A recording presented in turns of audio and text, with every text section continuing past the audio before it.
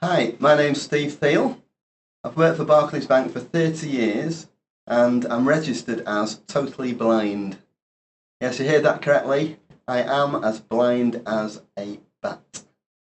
How did I lose my sight?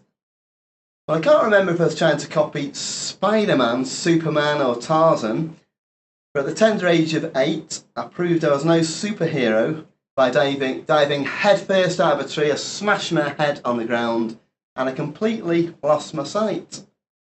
But you know, that didn't stop me from doing much. And that's what I'd like you guys to think about over the next 10 minutes. I'm going to relate some experiences that I've had, despite being blind, experiences that I've enjoyed for 3 key reasons. Firstly, because I've remained positive. Secondly, because I've accepted help from trusted sources. And thirdly, through being determined, through not giving up, through remaining focused. So going back to my childhood, at the age of 9, my mum and dad bought our family a speedboat and taught me to water ski. Now you might think, well, how on earth can a blind kid water ski if he doesn't know where he's going? And to be fair, I did have some setbacks. I remember skiing over a man in his canoe, which didn't go down too well. I remember bouncing off the side of a ship, and I also remember skiing up a grassy embankment into a blackberry bush. So some embarrassing setbacks there.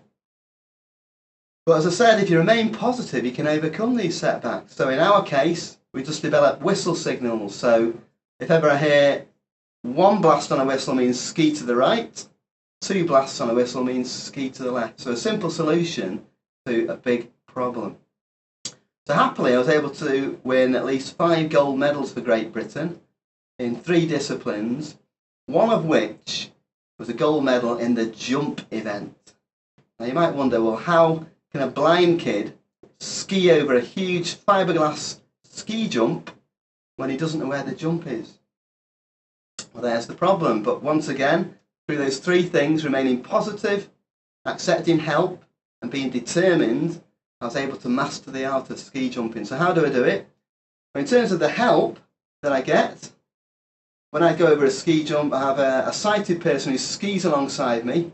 They grab my elbow, they line me up with the ski jump, they count me down, and then at the last minute, or the last split second, they veer off to one side, so they miss the jump, and hopefully I'm perfectly positioned to go up and over this huge, great jump at 30 miles an hour, fly through the air, and hopefully land in a good position to ski off. So yes, ski jumping, a gold medal in that event, through those 3 things. I'll just reiterate them again.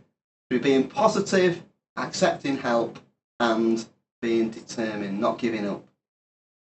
Lastly, I'd like to relate a more recent example of the fun I've had on the water, despite being blind. In the year 2011, I attempted to break a Guinness World Record on water skis for charity. Do you know what the record was that I had to break? Well, it was farthest distance on water skis, blindfolded. Can you imagine that? A blind guy wearing a blindfold. That's ridiculous, isn't it? Well, that's what Guinness World Record said I had to do, so that's what I did. Would you like to see my first attempt at breaking a Guinness World Record on water skis blindfolded? And remember, I meant to ski non-stop for 1 hour.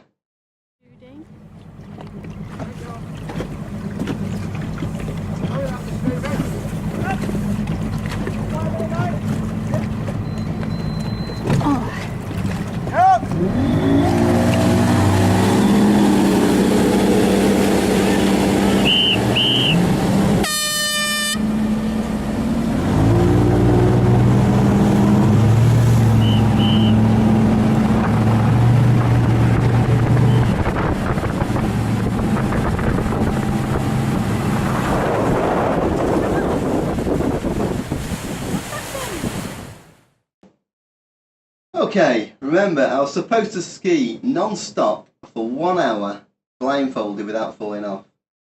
How long did I last? Well, I've not even timed it, but it's something like 11 seconds, wasn't it? So how do you think I felt? Well, I was incredibly embarrassed. I felt I'd let myself down, I'd let my team down. I'd had a major setback, you could say, a bit like falling out of that tree and losing my sight. But did I give up? Well, no, I applied those three things. I stayed positive. I accepted help in the way of encouragement from a team. And I refocused and I didn't give up. So would you now like to see my second attempt at trying to break a Guinness World Record on water skis for charity? Come on, boy. You'll be fine.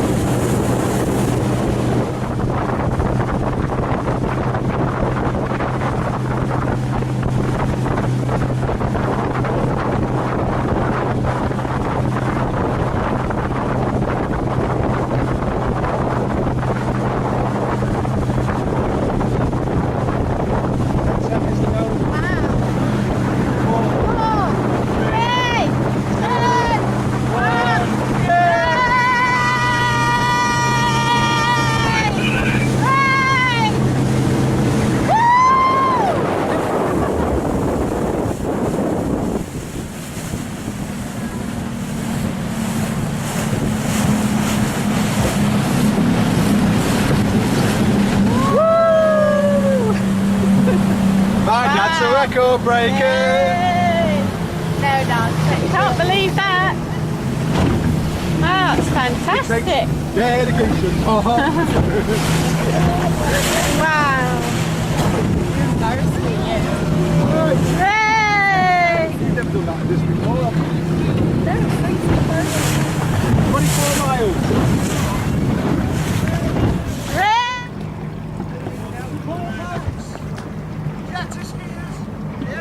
Witnesses, timekeepers, brilliant teamwork. The video's on bed. So from a major setback, happily I did break the Guinness World Record. Broke it by about 4 miles in terms of distance. And perhaps more importantly, as a team, collectively, we were able to raise several thousands of pounds for Ghana Outlook and Cancer Research UK, two really worthwhile charities. So perhaps you're wondering, well, why have I spent 10 minutes or so telling you about my experiences as a blind person? Well, I think there are valuable lessons that everyone can learn from this. Just to sort of recap by way of a review, when I fell out of a tree and lost my sight, that was a major setback, wasn't it? But did I give up? Well, no, I didn't allow my circumstances to stop me from doing much. Likewise, when I fell off my water skis, that was an embarrassing setback for me, wasn't it? But did I give up? Well, no, I continued and I've enjoyed life and had a measure of success. Well, you guys, you're in a similar situation in a way, aren't you? In the sense that you too have had a setback, but you know, you can recover from a setback, as my examples illustrate, and you can become successful. How can you recover from a setback? In your case, well, it's by applying those 3 things that helped me. Should we review them again? If you remain positive, that's half the battle. So you will meet people who'll say, well, you can't do this, you can't do that. Well, that's nonsense, that's negativity. If you remain positive, you'll be able to prove these guys wrong. Secondly, you need to accept help. You know, I needed help with the people blasting on that whistle, telling me left and right. I can't go into it in this video, but I've even flown aeroplanes as a blind person. I've parachuted down onto airfields. The only reason I've been able to do those types of activities is by accepting help. Remember, it's not a sin, it's not shameful to accept help from trusted sources. It could be something as simple as accepting help in terms of how to do a job interview so you can get into the employment.